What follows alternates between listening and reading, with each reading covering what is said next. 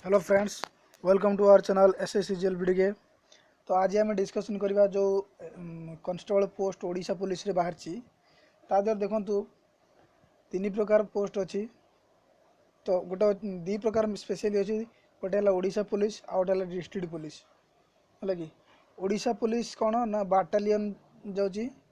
OSAP battalion और IRB battalion ए दुटा जाऊँगी। डिस्ट्रिक्ट पुलिस कौन ना सिविल कांस्टेबल जो बाहर सेटा। तो यही दुटा भितर डिफरेन्स कौन आम विषय आज डिस्कसन करवा कहीं जो पिला माने जानि नथिबे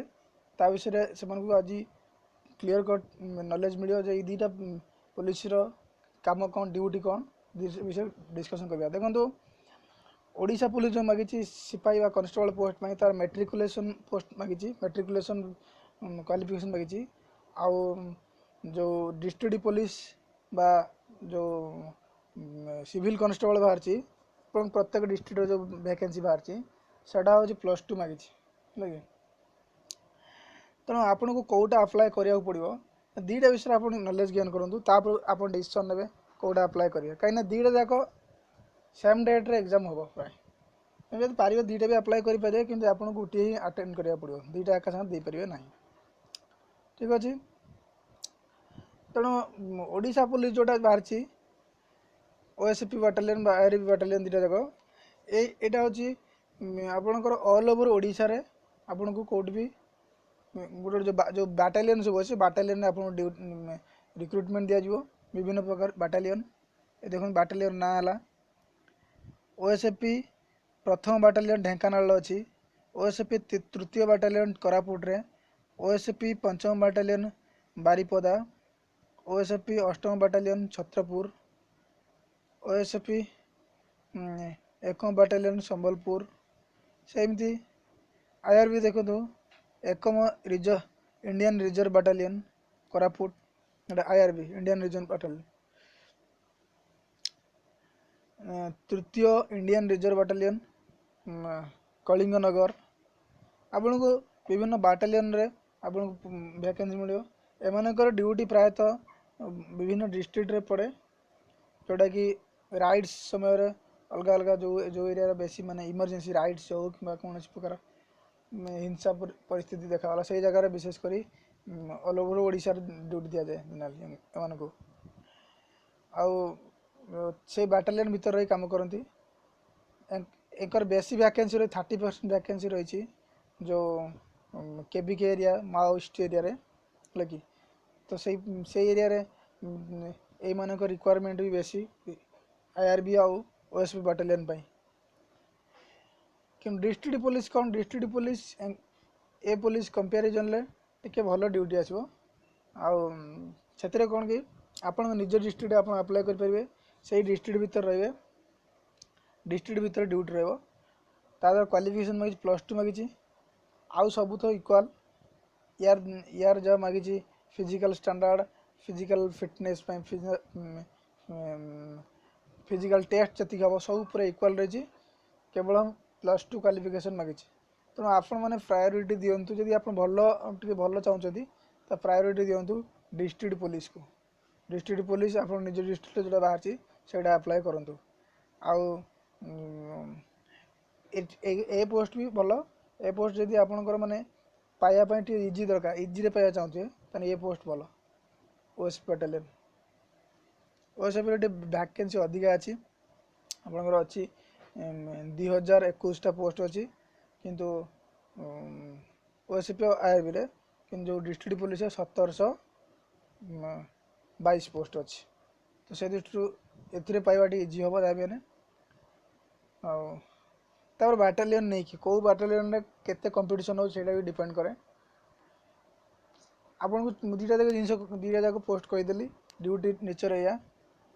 तो आपन को डिसीजन ना पड़े कौटा अप्लाई करेंगे। डिस्ट्रिक्ट पुलिस मन रखता आप निज जो डिस्ट्रिक्ट अप्लाई करेंगे से डिस्ट्रिक्ट भितर ही रे से डिस्ट्रिक्ट भितर शांति श्रृंखला रक्षा करने आपको रिक्रुटमेंट दिज्व लगे विभिन्न जगह ड्यूटी थाना मानक पोस्टिंग दिज्व।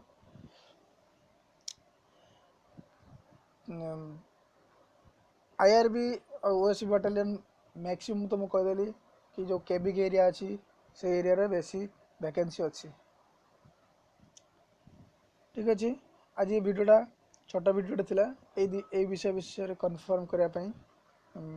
कॉन्सेप्ट क्लियर करने पाई तो मुझे आपको जनदेली दुटा भितर कौटा हाँ आउ कि पिला पचारुंच जे कमेंट रे पचारुंच जे जो मैंने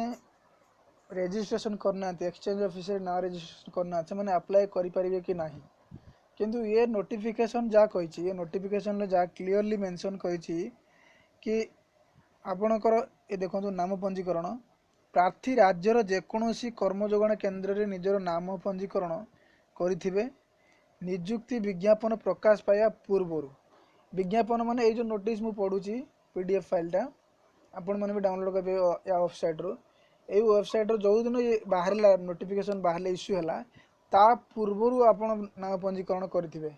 नहेले एलिजिबल हेबो नाही बोली से लिखि क्लियरली मेंशन करची आउ थे पढ़ी दूसरी प्रार्थी राज्यर जेकोसी कर्मजोगाण केन्द्र रे निजर नाम पंजीकरण करिथिबे नियुक्ति विज्ञापन प्रकाश पाया पूर्वर यही पंजीकरण होइथिबा आवश्यक बुझिपारथिबे प्रार्थी एकाधिक कर्मजोगाण केन्द्र नाम पंजीकरण करनथिबे एक रु अधिक जगह आपण नाम पंजीकरण करि परिबे नाही हला कि करनथिबे किंतु जो प्रार्थी मानेकर ना रजिस्ट्रेशन हेई नाही एबे पंजीकरण करने चाहते से मैंने पंजीकरण कर अप्लाई करें कहीं ओडिशा गवर्नमेंट प्राय समय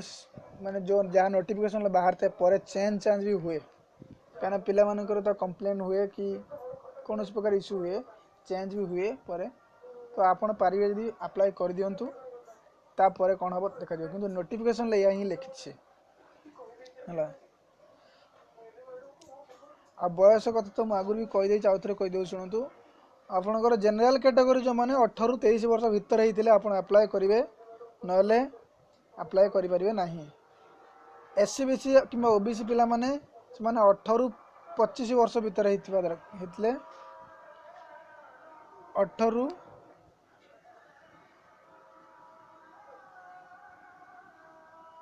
अनुसूचित जाति जनजाति सामरिक अनग्रसर वर्ग सॉरी भूल कहीदेली एससी एसटी ओबीसी कि एसबीसी एमाने समस्त गोटे एज रिलैक्सेशन दे 5 वर्ष जनरल पिला 18 ରୁ 23 भितर अप्लाई करें एससी एसटी ओबीसी कि एसबीसी एमाने 18 ରୁ 28 वर्ष पर्यंत अप्लाई करें कि कहीं आम को दिया 5 वर्ष पर्यंत रिलैक्सेशन कोहल यदि जनरल पिला 23 वर्ष है ताठू 5 वर्ष ऐड कर दिंतु 28 वर्ष भितर आप अप्लाई करेंगे ये वीडियो तो सब पूर्व वीडियो में डिस्कशन ऑलरेडी कर देछि तो आ जहाँ डाउट थिला डाउट अच्छे आप कमेंट रे पचारि पारंती मु जवाब देवा चेष्टा करी तो प्रिपरेशन आप अप्लाई तुरंत अप्लाई करूँ जो मैंने भी अप्लाई करना अप्लाई करने सहित प्रिपेरेसन स्टार्ट कर दिंतु फील्ड की जातु आप फिजिकल ट्रेनिंग स्टार्ट करूँ ओके ए वीडियो निश्चय आपको भल लगी चैनल को सब्सक्राइब कर दिंतु आम प्रतिदिन जो एक कांस्टेबल पोस्ट पाई पूरा रिक्रुटमेंट प्रोसेस जहाँ अच्छी रिक्रुटमेंट पाई जो प्रकार एग्जामिनेशन या पर आम टिप्स ट्रिक्स ता सहित स्टडी मटेरियल प्रोवाइड करूँ प्रतिदिन तो आप सब्सक्राइब करनु आप अपडेट रहा सब्सक्राइब सहित बेल आइकन को प्रेस कर दिंतु आप वीडियो अपलोड कला कि आपको तुरंत नोटिफिकेशन मिल जाव ठीक अच्छे चलली बाय।